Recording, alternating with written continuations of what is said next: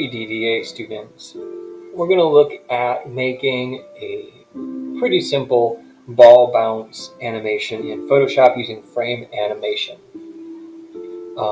Doing a ball bounce is a pretty standard kind of first thing that most animation students do kind of world over, and we're going to use Photoshop and some pretty basic stuff to do, just kind of get our feet wet on this. So you can see here something more or less where you might end up. You can see in the final assets my layers over here. I don't have that many things here. I've got a couple different shadows, a few different versions of the ball, some wind that's honestly totally optional, and then a ground plane. There's some trees here, but they will end up looking really bad. So we're going to start with a simple sphere. You have done this earlier in my class. If you forget, there's a video linked to show you how to paint a basic sphere. This one's no different. We have got some basic things like moving it around that we'll use for our animation. So we have the ball, but because we can't transform it in the animation, as you'll see, we have to have two more versions of this to fit with our squash and stretch principle. And we'll also have a kind of basic shadow that's going to do that. And then we'll also have some ground. So to get started, we've got our ball. We're also going to have ground. Of course, going to be at the bottom. We also need a layer for. Where's this other layer going to be? We'll need one for squash. As you'll see here, we're going to need one for stretch. Actually, that's going to end up being something else. We'll probably call that shadow. We're going to copy the ball here, and that's going to be our squash tonight. And copy it again, and that's going to be our stretch.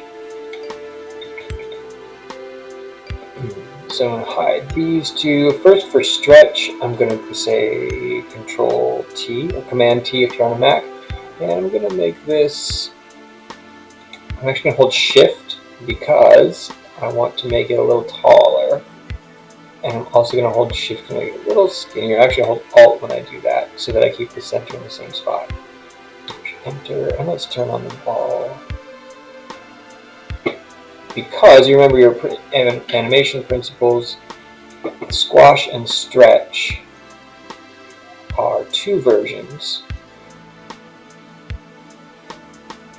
of, I'm sorry, I'm losing a little focus here, two versions of our main principles here. So we're trying to get these squash and stretch looking relatively similar, at least in terms of our ball. So we're showing our ball, actually move those around. So there's our ball as it is normally. There it is in stretch, and there it is in squash. And those are the three versions of the ball that we're going to use. We'll be able to move them around across our different animation frames, but we won't be able to change their shapes this way. So we're going to use three different images. The ground, I'm going to switch to my brush, and what do we have here for brush?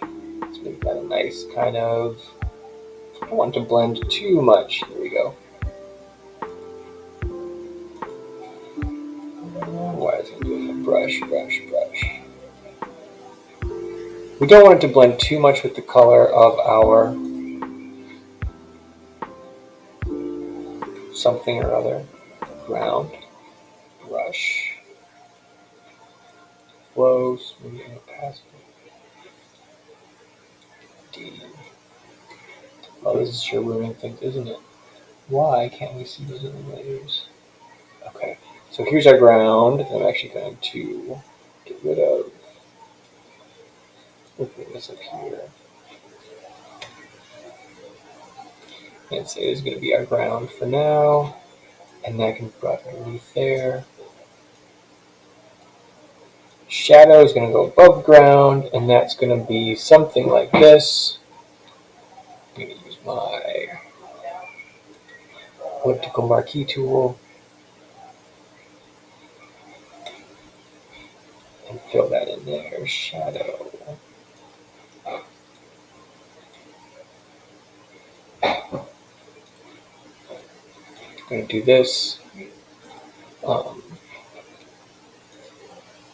make it that way. So this could look a little bit like a actual shadow.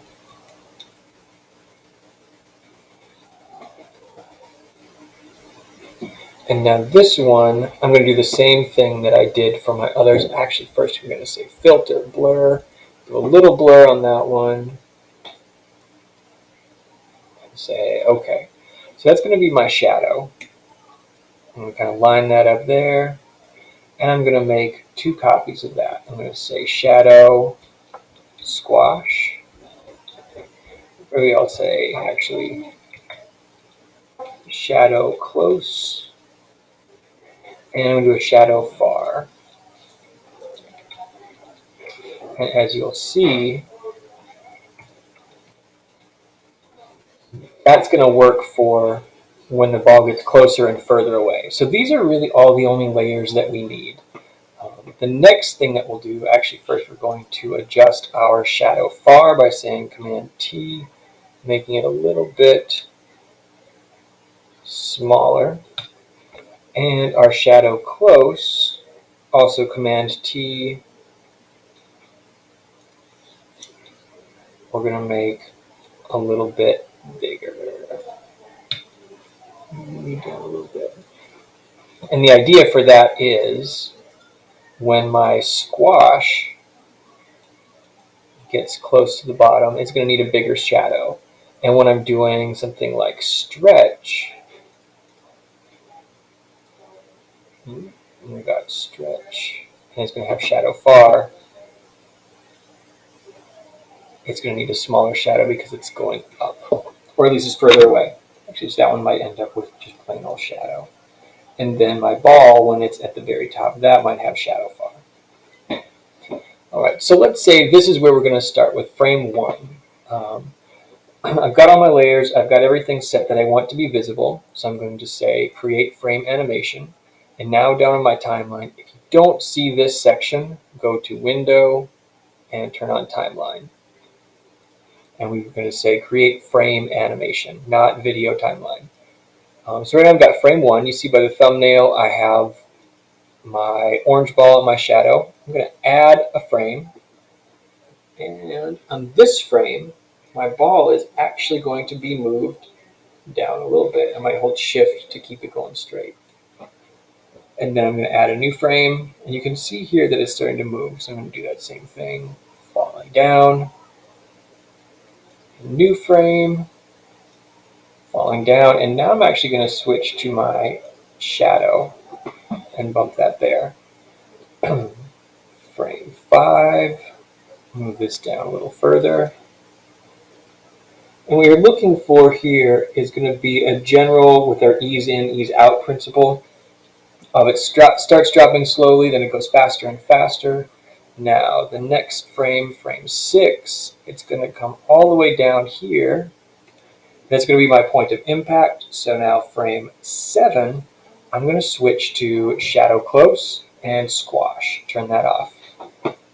And that's it, smushing. I'm going to add another one here. Now frame 8, we are going to switch to, we'll do our ball here in the middle.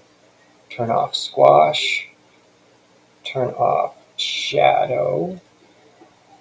Actually, I'm going to turn off shadow close. And now we're going to add another one here. And this is now going to be stretch. And that's going to be turned off. But stretch, I need that to be a lot closer. That's going to be here. And this one, frame 8, I might end up deleting it. Depends on how I feel about that movement. Frame 10, now my stretch is going to keep going up. Frame 11, stretch is going to go even further up. It's going to go a long way, and then I'm going to switch to shadow far now because it's showing it's going way up. And frame 12, I think I'm going to switch back to my regular ball. I'm going to turn that on first and move my ball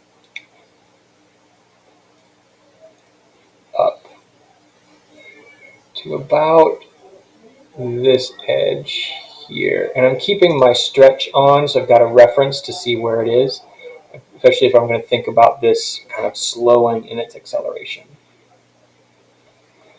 And if I want to be really smart, I'm going to go back to frame 1. And with my rulers on, if you don't see those, make sure you say view and check on rulers. And from this top ruler, I'm going to drag down and I'm going to put it right at the top of my ball.